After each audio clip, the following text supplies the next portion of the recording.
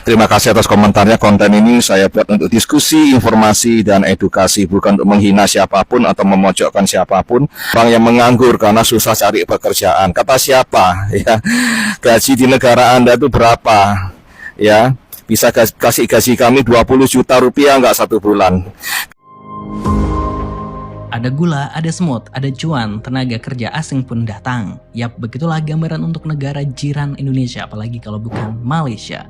Indonesia, meskipun dikenal sebagai negara dengan kekayaan alam yang melimpah, menghadapi tantangan signifikan terkait kemiskinan di kalangan masyarakat. Assalamualaikum warahmatullahi wabarakatuh. Apa kabarnya sahabatku semua? Kenapa di negara kita, Indonesia tercinta, masih banyak kemiskinan dan tingkat penganggurannya juga cukup lumayan tinggi? Dan kenapa kita tidak maju-maju untuk bersaing dengan negara Asia Tenggara lainnya? Hal ini perlu dibalas dan jangan sakit hati, jangan mudah terasa. Harusnya ketika melihat video yang membahas tentang sisi kekurangan di negara kita, kita harus sadar diri dan kita harus berbenah. Jangan sedikit-sedikit berkomentar, jangan banding-bandingkan dengan negara lain. Indonesia sama negara lain beda, bos. Ini pemikiran apa? Kalau kalian berpikir seperti itu, kapan negara kita menjadi sebuah negara yang maju? Dan tentunya kita juga harus tahu penyebabnya. Kenapa di negara kita yang katanya tongkat dan batu bisa jadi tanaman. Orang bilang tanah kita tanah surga, tongkat dan batu bisa jadi tanaman. Kemudian kita juga sering mendengarkan perkataan Indonesia merupakan negara dengan kekayaan yang luar biasa. Minyak ada, kemudian batu bara, kemudian emas, kemudian nikel yang tidak bisa dimiliki oleh negara lain. Lantas kenapa tingkat kemiskinan di Indonesia masih tinggi? Itulah sebabnya saya akan mereaction video kali ini. Kenapa tingkat kemiskinan Indonesia masih tinggi dan apa penyebabnya? Dan kenapa lapangan pekerjaan di Indonesia juga begitu sangat kurang. Ini perlu dibahas supaya kita juga terbuka pikiran kita untuk melihat fakta sebenarnya dan kenyataannya memang mau nggak mau harus kita terima seperti itu. Dan kita sebagai warga negara Indonesia harus bersatu padu di dalam pembangunan. Dan tentunya pihak pemerintahan, pejabat, jangan suka korupsi. Kenapa? Sebab akibat korupsi ini sangat merugikan negara kita tercinta. Menghambat perekonomian, menghambat kemajuan bangsa kita. Kita selalu mundur dari bangsa lain. Kita selalu tertinggal dari bangsa lain akibat ulah individu-individu pejabat yang suka korupsi, yang konon katanya mau memajukan bangsa, justru uang yang seharusnya digunakan untuk infrastruktur, untuk pembangunan, untuk pertanian, dan lain sebagainya hilang lenyap seketika. Ini sering terjadi di negara kita ya. Mudah-mudahan harapan saya tingkat korupsi yang ada di negara kita mudah-mudahan turun. Jangan sampai kita menjadi peringkat terbaik negara yang terkorupsi. Ini sangat disayangkan ya. Namun di sisi lain, kadang-kadang kita juga sering melihat ya, statement-statement menteri kita itu kalau berbicara tentang korupsi itu ada pula yang ngomong, kalau mau bersih-bersih amat, atau mau yang bersih-bersih saja tinggal aja di surga. Lucu sih memang kadang-kadang menteri kita kalau membuat statement itu. Pada intinya mengatakan ya, kalau mau bersih-bersih hidup ya tinggal saja di surga. Ya, seperti itulah kenyataannya. Tapi kali ini kita akan melihat fakta sebenarnya kenapa di Indonesia tingkat kemiskinannya sangat tinggi. Padahal sebuah negara dengan kekayaan alam yang begitu sangat luar biasa. Oke, kita reaction videonya bersama-sama. Indonesia, meskipun dikenal sebagai negara dengan kekayaan alam yang melimpah, menghadapi tantangan signifikan terkait kemiskinan di kalangan masyarakatnya. Kekayaan sumber daya alam Indonesia mencakup Wow. minyak, gas, batu bara, emas, tembaga, serta sumber daya alam hayati seperti kelapa sawit dan karet. Namun, ketidakmampuan untuk mendistribusikan kekayaan ini secara merata menyebabkan ketimpangan ekonomi yang signifikan. Hasil kekayaan alam yang besar cenderung terpusat pada segelintir orang atau kelompok, meninggalkan sebagian besar masyarakat dalam kondisi ekonomi yang kurang baik. Berdasarkan data terbaru dari Badan Pusat Statistik pada bulan Maret tahun 2023, persentase penduduk miskin di Indonesia mencapai 9,36%, setara dengan sekitar 25,9 juta orang. Angka ini menunjukkan penurunan dibandingkan September 2022 yang berada di angka 9,57%. Lalu apa sih yang masuk dalam kategori masyarakat di bawah garis kemiskinan? Patut diketahui, garis kemiskinan merupakan suatu nilai pengeluaran minimum kebutuhan makanan dan bukan makanan, yang harus dipenuhi agar tidak dikategorikan miskin. Penduduk miskin adalah penduduk yang memiliki rata-rata pengeluaran per kapita per bulan di bawah garis kemiskinan. Badan Pusat Statistik melaporkan, nilai garis kemiskinan pada September 2022 naik sebesar 5,95% dibandingkan Maret 2022, dari semula Rp505.469 menjadi sebesar Rp535.547 per kapita per bulan. Ini adalah kenaikan tertinggi dalam 9 tahun terakhir. Jika dihitung dari besaran garis kemiskinan Rp535.547 per kapita per bulan, maka pengeluaran masyarakat kurang dari Rp17.851 per hari, masuk kategori miskin atau di bawah garis kemiskinan. Ini artinya, warga negara Indonesia dengan penghasilan di bawah Rp535.547 per kapita, masuk kategori tidak mampu. Lalu, apa sih penyebab tingkat kemiskinan di negara kita tinggi? Salah satu faktor utama yang menyebabkan masalah ini adalah korupsi. Korupsi di berbagai tingkat pemerintahan dari pusat sampai daerah dan sektor swasta, menghambat pertumbuhan ekonomi yang inklusif. Dana yang seharusnya digunakan untuk pembangunan infrastruktur, pendidikan, dan pelayanan publik seringkali disalahgunakan untuk kepentingan pribadi. Akibatnya, upaya untuk mengurangi kemiskinan menjadi kurang efektif, dan masyarakat yang paling membutuhkan bantuan tidak mendapatkannya. Ketimpangan dalam pendidikan juga menjadi masalah serius. Banyak daerah di Indonesia, terutama di pedesaan dan daerah terpencil, memiliki akses yang terbatas terhadap pendidikan berkualitas. Anak-anak di daerah ini seringkali tidak mendapatkan pendidikan yang memadai, yang pada gilirannya membatasi peluang mereka untuk mendapatkan pekerjaan yang layak di masa depan. Tanpa pendidikan yang baik, sulit bagi individu untuk keluar dari lingkaran kemiskinan. Selain itu, keterampilan kerja yang tidak memadai juga menjadi penghalang. Banyak tenaga kerja Indonesia tidak memiliki keterampilan yang dibutuhkan oleh pasar kerja modern. Akibatnya, mereka seringkali hanya bisa bekerja di sektor informal dengan upah rendah dan kondisi kerja yang tidak menentu. Investasi dalam pelatihan keterampilan dan pendidikan vokasional sangat penting untuk meningkatkan daya saing tenaga kerja Indonesia dan membantu mereka agar bisa mendapatkan pekerjaan yang lebih baik. Pengangguran dan pekerjaan tidak layak juga berkontribusi signifikan terhadap kemiskinan. Tingkat pengangguran di Indonesia tetap tinggi, terutama di kalangan pemuda. Banyak orang yang bekerja dalam pekerjaan informal yang tidak memberikan perlindungan sosial atau upah yang cukup untuk memenuhi kebutuhan dasar. Pekerjaan yang layak dan berkelanjutan sangat penting untuk mengangkat masyarakat keluar dari kemiskinan. Infrastruktur yang belum merata juga menjadi penyebab lain dari kemiskinan di Indonesia. Meskipun ada upaya untuk membangun infrastruktur di berbagai daerah, banyak daerah terpencil masih belum memiliki akses yang memadai terhadap jalan, listrik, air bersih, dan layanan kesehatan. Tanpa infrastruktur yang memadai, sulit bagi daerah-daerah ini untuk berkembang dan menarik investasi, yang pada akhirnya menghambat pertumbuhan ekonomi lokal dan meningkatkan kemiskinan. Selanjutnya, masalah kesehatan juga mempengaruhi tingkat kemiskinan.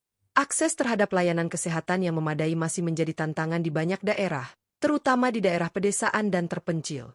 Penyakit dan masalah kesehatan dapat menyebabkan beban finansial yang besar bagi keluarga, yang pada akhirnya dapat mendorong mereka lebih dalam ke dalam kemiskinan. Masalah perumahan juga turut berkontribusi pada kemiskinan. Banyak masyarakat Indonesia yang tinggal di perumahan yang tidak layak, dengan akses terbatas terhadap sanitasi yang baik dan air bersih.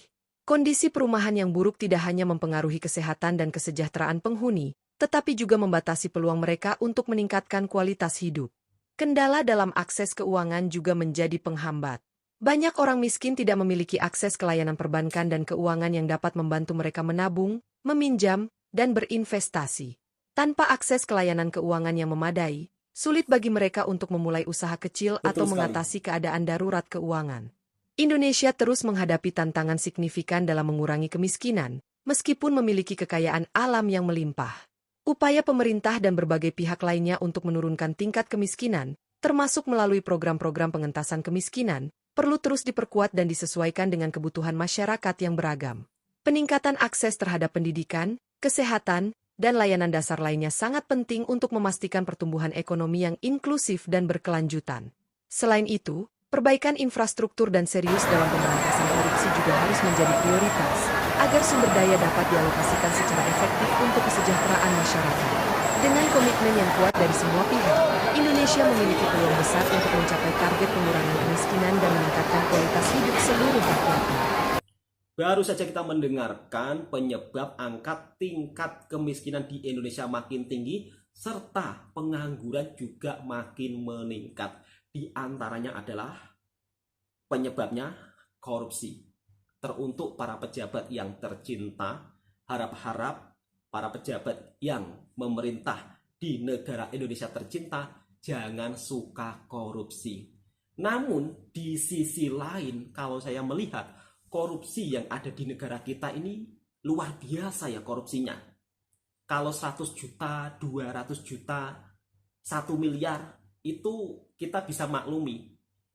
Yang membuat kita heran kadang-kadang negara kita ini para pejabatnya kalau korupsi ini nggak tanggung-tanggung.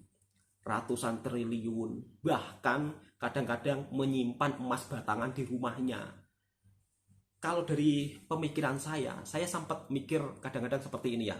Kok bisa ya orang korupsi uang kemudian menyimpan emas batangan di rumahnya? Kira-kira itu untuk apa? Padahal mereka ini nggak hidup selama-lamanya. Kok bisa-bisanya menumpuk harta, menyimpan harta kekayaannya sampai seperti itu hasil uang korupsi? Harusnya mereka ini kan seorang pejabat tahu lebih baik daripada dikorupsi, mendingan untuk pendidikan supaya pendidikan yang ada di negara kita lebih maju dan juga tidak tertinggal dari negara Asia Tenggara lainnya. Fasilitas pendidikan kita ini sudah tertinggal jauh loh dari negara-negara tetangga lainnya.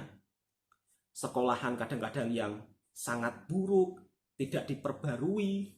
Padahal di era tahun sekarang ya, 2024, zaman semakin berkembang, tapi kadang-kadang kalau saya melihat sekolah di pelosok-pelosok Indonesia itu, ya Allah ya Robbi, fasilitasnya perlu diperhatikan. Kemudian kadang-kadang anak-anak yang ada di desa ketika mau menempuh pendidikan ke jalur yang lebih tinggi, terkendala akan biaya. Biaya kuliah semakin mahal. Ketika anak-anak di desa mungkin dia punya istilahnya kelebihan kebolehan, tidak bisa untuk menempuh pendidikannya dikarenakan keterbatasan biaya. Ini yang sering terjadi di kampung saya. Hal ini juga menjadi perhatian pihak daripada pemerintah kalau kita mau bersaing menjadi sebuah negara yang maju. Dan ternyata mau nggak mau, kita harus mengakui negara tetangga kita Malaysia lebih maju. Kenapa kok bisa seperti itu? Dan kenapa negara kita tidak seperti negara tetangga lainnya? Dan kenapa negara kita tidak seperti Malaysia yang semakin maju industrinya, yang semakin banyak para pengusaha atau perusahaan besar dunia berinvestasi di Malaysia, sedangkan negara kita kenapa dijauhi daripada investasi? Hal ini sangat disayangkan. Di Malaysia banyak industri karena banyak warga atau pengusaha atau istilahnya perusahaan-perusahaan besar dunia yang berinvest di Malaysia. Kita cuman jadi penontonnya saja. Ya karena tingkat angka korupsi di negara kita sangat tinggi sehingga kalau orang mau membuka usahanya di Indonesia, mungkin Kalau dari segi pandangan saya ya, mungkin terpikir takut uangnya dikorupsi. Ya mudah-mudahan ini menjadi pengajaran untuk para oknum-oknum atau para individu yang suka korupsi. Akibat ulah kalian, nama negara kita jadi jelek di mata internasional. Ada gula, ada semut, ada cuan, tenaga kerja asing pun datang. Yap, begitulah gambaran untuk negara jiran Indonesia, apalagi kalau bukan Malaysia. Dan faktanya, Malaysia sebagai negara paling banyak kedua menerima tenaga kerja asing di kawasan Asia Tenggara setelah Singapura. Kok bisa begitu? Inilah Santer Dunia, ragam informasi ringan dan menarik dari seluruh penjuru dunia akan kami hadirkan di sini. Jangan lupa subscribe.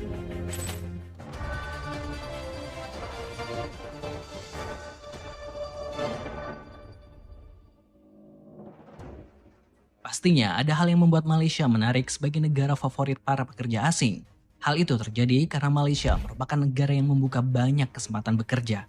Selain itu, Malaysia memiliki pendapatan yang kompetitif, stabilitas ekonomi dan politik, proses imigrasi yang relatif murah, fasilitas dan infrastruktur yang baik, dan yang paling penting, kehidupan sosial dan budaya yang beragam yang membuat tenaga kerja asing merasa nyaman bekerja di Malaysia. Lalu, kenapa Malaysia sangat membutuhkan tenaga kerja asing? Mereka diperlukan untuk mengisi kekosongan di sektor konstruksi, manufaktur, perkebunan, dan jasa yang sering kekurangan tenaga kerja lokal. Menurut data terbaru dari pemerintah Malaysia, diperkirakan ada sekitar 1,4 hingga 1,8 juta pekerja asing resmi di Malaysia. Angka ini bisa lebih tinggi jika memperhitungkan pekerja asing yang tidak terdaftar atau ilegal. Dengan adanya tenaga kerja asing, operasional jadi lancar dan ekonomi negara pun tumbuh pesat. Nggak cuma itu, mereka juga meningkatkan produktivitas dan efisiensi berkat keahlian dan pengalaman mereka. Bahkan mereka mau bekerja di kondisi yang kurang diminati tenaga kerja lokal. Keberagaman ini bawa dampak positif buat budaya kerja dan inovasi. Jadi, tenaga kerja asing itu benar-benar penting buat jaga stabilitas ekonomi dan memenuhi kebutuhan tenaga kerja, terutamanya pas ekonomi lagi naik. Tenaga kerja lokal Malaysia kebanyakan memang sudah mengenyam pendidikan yang tinggi, sehingga mereka berada di level pekerjaan menengah ke atas, lebih ke manajerial. Sedangkan untuk pekerjaan yang bersifat pelayanan dan kasar akan diberikan kepada tenaga kerja asing. Nah, kira-kira negara apa saja nih yang paling banyak menjadi tenaga kerja asing di Malaysia?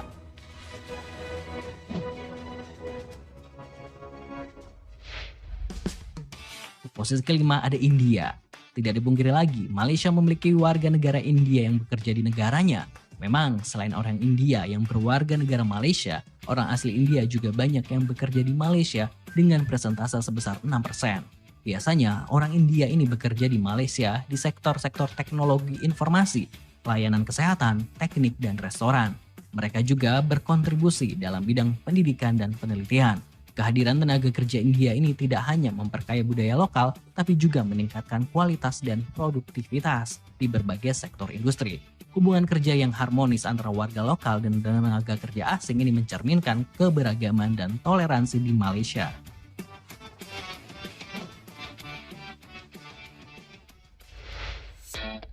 Keempat, Myanmar. Pekerja dari Myanmar umumnya terlibat dalam sektor manufaktur dan jasa, totalnya mencapai 7%. Selain itu, banyak dari mereka yang juga bekerja di sektor konstruksi, pertanian, dan perikanan. Tenaga kerja Myanmar ini berperan penting dalam mendukung perekonomian Malaysia dengan kontribusi mereka yang signifikan. Kehadiran mereka membantu mengisi kekosongan tenaga kerja di sektor-sektor yang membutuhkan banyak tenaga kerja. Selain itu, pekerja Myanmar juga dikenal dengan etos kerja yang tinggi dan ketekunan mereka dalam menjalankan tugas. Dengan demikian, mereka menjadi bagian integral dari masyarakat pekerja di Malaysia.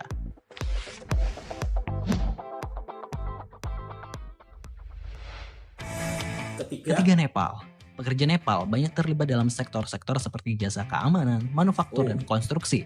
Totalnya mencapai 14%. Selain itu, mereka juga bekerja di sektor perkebunan dan perhotelan. Tenaga kerja Nepal ini dikenal karena disiplin dan keuletan mereka, yang menjadikan mereka pilihan populer bagi banyak perusahaan di Malaysia. Kehadiran mereka tidak hanya membantu memenuhi kebutuhan tenaga kerja di berbagai sektor, tetapi juga berkontribusi pada pertumbuhan ekonomi Malaysia.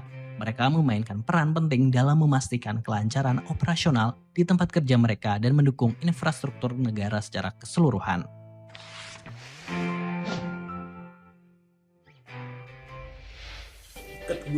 Kedua ada Bangladesh.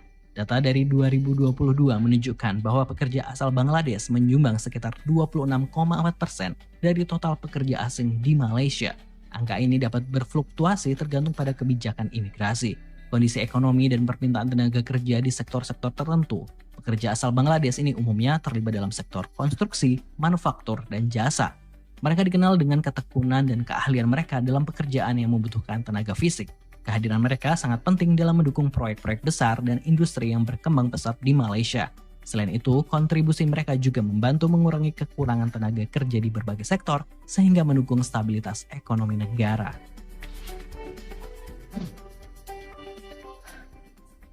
Ke-1 Indonesia pasti. Dan di posisi pertama ada Indonesia. Tenaga kerja asal Indonesia juga merupakan salah satu kelompok terbesar di Malaysia. Berdasarkan data yang ada, sekitar 39% dari total tenaga kerja asing di Malaysia berasal dari Indonesia. Persentase ini membuat Indonesia menjadi penyumbang terbesar tenaga kerja asing di Malaysia, terutama dalam sektor-sektor seperti perkebunan, konstruksi, manufaktur, dan pekerjaan domestik. Kehadiran mereka sangat penting dalam memenuhi kebutuhan tenaga kerja di berbagai sektor tersebut. Selain itu, kontribusi mereka juga tidak hanya membantu pertumbuhan ekonomi Malaysia, tetapi juga menguatkan hubungan bilateral antara kedua negara. Tenaga kerja Indonesia dikenal dengan etos kerja yang tinggi dan keahlian yang mumpuni. Lalu kenapa harus Malaysia? Ada beberapa faktor yang mempengaruhi banyak orang datang ke Malaysia untuk bekerja. Pertama, Malaysia memiliki rata-rata nominal penggajian minimum di atas rata-rata nominal penggajian minimum di negara asal mereka. Kedua, kemudahan visa dan izin kerja menjadi hal yang disukai oleh pekerja asing karena tidak ribet. Dan yang terakhir adalah letak geografis yang sangat dekat dengan negara asal para mayoritas pekerja asing. Tapi hal negatif juga ada, seperti beberapa pekerja sering menghadapi eksploitasi dan diskriminasi, dan stigma sosial juga mungkin dihadapi para pekerja migran. Nah, biasanya para pekerja asing di Malaysia ini akan berkumpul di kawasan pusat kota Kuala Lumpur seperti KLCC Tower, Bukit Bintang, dan lain sebagainya saat akhir pekan atau libur nasional. Makanya kalau kita datang ke Kuala Lumpur saat hari libur, kita akan jarang menemui warga lokal Malaysia karena mereka lebih memilih untuk pulang kampung atau liburan. Nah, itu tadi Sobat Center Dunia. Fakta Malaysia nih sebagai negara dengan tujuan favorit tenaga kerja asing, salah satunya dari Indonesia. Apakah kamu berminat juga nih untuk bekerja di Malaysia? Coba tulis komen di bawah. Temukan fakta menarik dan informasi dari dunia lainnya dalam Center Dunia. Pastikan kamu subscribe. Wassalamualaikum. Wow, luar biasa negara tetangga kita yaitu Malaysia. Saya berharap Indonesia suatu saat nanti juga bisa seperti Malaysia, punya lapangan pekerjaan yang begitu sangat banyak, sampai-sampai pekerjaan yang kasar dikerjakan orang asing. Ini sungguh sangat luar biasa ya, kemajuan negara Malaysia. Tetapi di negara kita sampai saat ini belum bisa. Akankah 2045 Indonesia menuju emas? Kita berdoa saja. Video ini bukan tentang perbandingan, tapi negara yang ada di Asia Tenggara ini bersaing, berlomba-lomba demi untuk kemajuan bangsanya. Mau tidak mau kita harus mengakui bahwa orang Indonesia lebih banyak bekerja di Malaysia dan menepati urutan pertama warga negara asing yang bekerja di Malaysia. Kadang-kadang kan kita sering melihat video-video ya, katanya orang Indonesia sudah tidak berminat kerja di Malaysia. Tapi pada faktanya sahabat-sahabatku semua, data tidak bisa bohong ya. Dan saya sendiri juga bekerja dan tinggal di Malaysia. Di KBRI setiap harinya orang itu selalu beratur panjang untuk memperpanjang paspor. Itu menunjukkan bahwa berjuta-juta warga negara Indonesia yang tinggal di Malaysia dan bekerja. Maka daripada itu kita tidak perlu saling meremehkan dan tidak perlu saling menghujat satu sama lain. Mari kita saling mendukung untuk kemajuan bersama-sama. Kira-kira seperti itu ya. Oke, cukup sekian. Semoga video ini juga bisa memberikan informasi dan hiburan buat para sahabatku semua. Dan jangan lupa subscribe juga pemilik channelnya. Assalamualaikum warahmatullahi wabarakatuh.